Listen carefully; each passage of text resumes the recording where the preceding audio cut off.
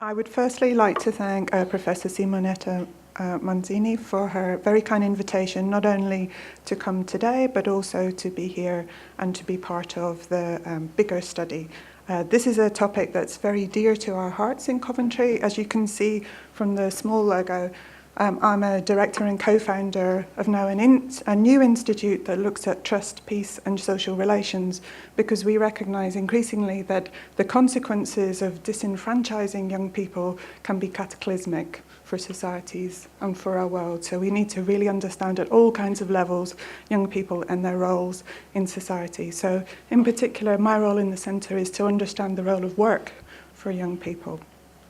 So thinking through this, trying to understand why and trying to understand for this group who are the cream of our societies, the very top, the group that we have the best of wishes for and the best of hopes. But also these are a fundamental group that if we fail to get them into employment, we will be unable ourselves to retire.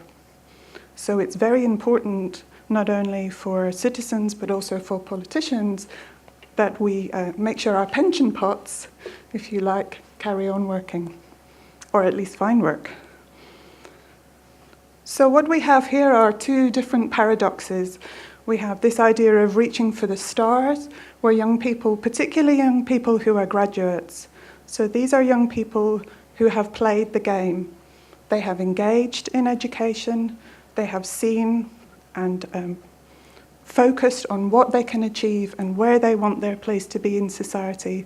And this for us is a very important question, because we feel that if we break the trust of this group, then it will have huge consequences for our society, not just in terms of this particular group, but also this educated population who we will have disenfranchised. We will have broken our promise to them.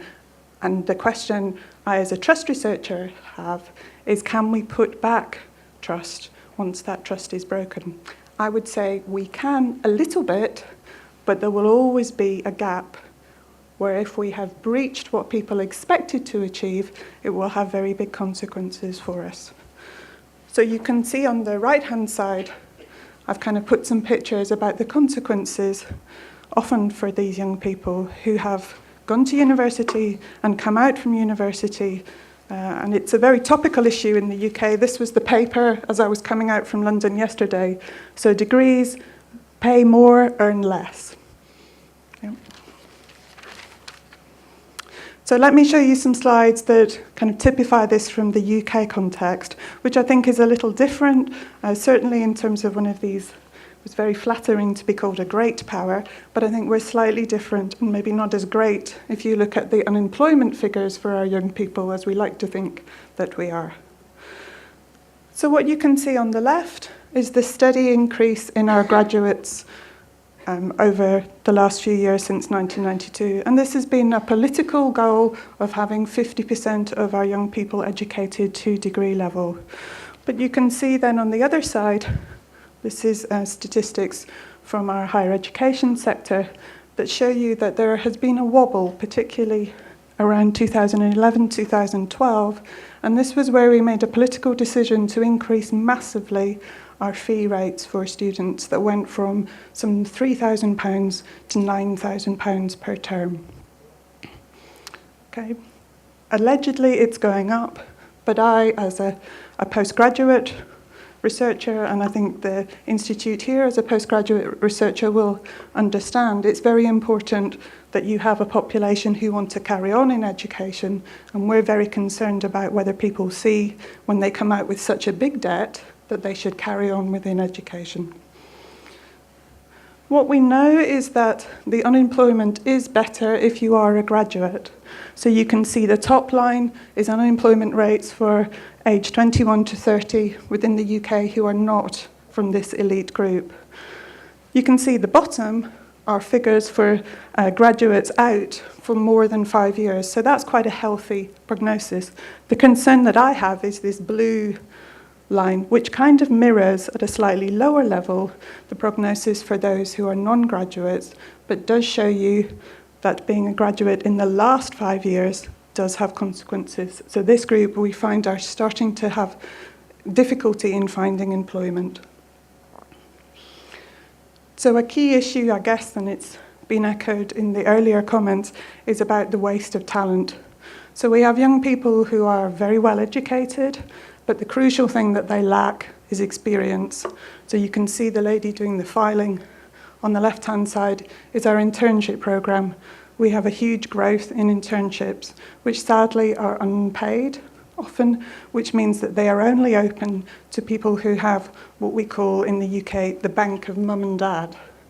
So if you are from a wealthy family and your family are able to support you, you can get the experience that will then deliver you a good job. If you are unable to access funds to do unpaid work, you will not get the experience. You will then end up stacking the shelves in the supermarket with your degree. You can see on the right-hand side, the picture there is from the US, where we're seeing increasing numbers of young people turning their back on employment after graduation and deciding to go walkabout as a way of trying to think about what they actually want to do. So we're seeing this kind of labyrinth of different opportunities, which if you are wealthy, you can access and potentially will reap you big rewards. But if you do not have that backing behind you, the opportunities are starting to diminish. So it's not just graduates. We're finding all of our young people are overqualified and underemployed. So this is a really important issue within the UK, I guess, as it is in Italy. And this, for me, is the issue of the broken promise. We've offered them things, we've set up expectations, and now we are not delivering. How long can we carry on crossing our fingers and hoping that something's going to happen? What we're starting to see is that graduates are starting to scale down their ambitions, and they're taking roles that are non-graduate roles, which is having a consequence for people who did not go through that tertiary education. So you can see there, increasingly with the blue line, recent graduates are taking these non-graduate roles, which mean, as the headline there is saying, less reward. So graduate salaries, starting salaries, are already down by 11%. But the amount that they have in debt has gone up enormously.